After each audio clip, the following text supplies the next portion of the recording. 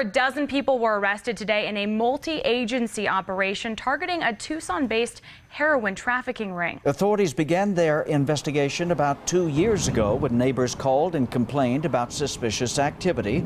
Authorities say little did they know this was a $1 million drug operation.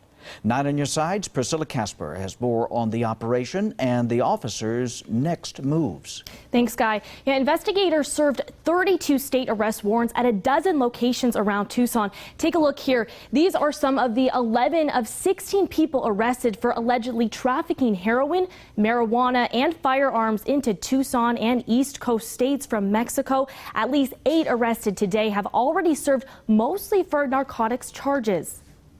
More than 100 law enforcement, including U.S. Immigration and Customs Enforcement's Homeland Security investigations, the Drug Enforcement Administration, and the Pima County Sheriff's deputies were involved. They arrested more than a dozen people for allegedly distributing and possessing narcotics for sale, wiring and electronic communication in drug-related transactions, and money laundering. This case is important because these guys are slinging poison that are killing our kids in this country, hurting people in Tucson, and traffickers in Mexico are making millions of dollars off of this.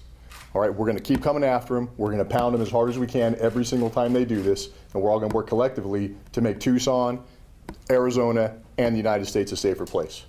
The Homeland Security investigators arrested one major person in the operation, Sean Player Dixon.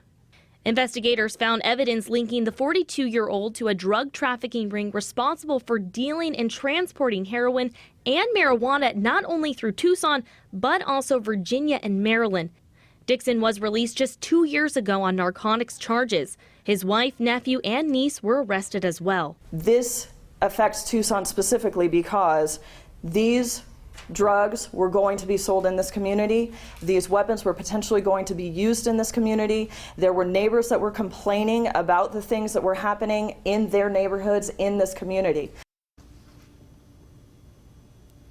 Investigators seized 2 pounds of heroin, 2 pounds of cocaine, half a dozen vehicles, and multiple computers and cell phones. Authorities believe there are at least 16 more people involved. Guy, Whitney.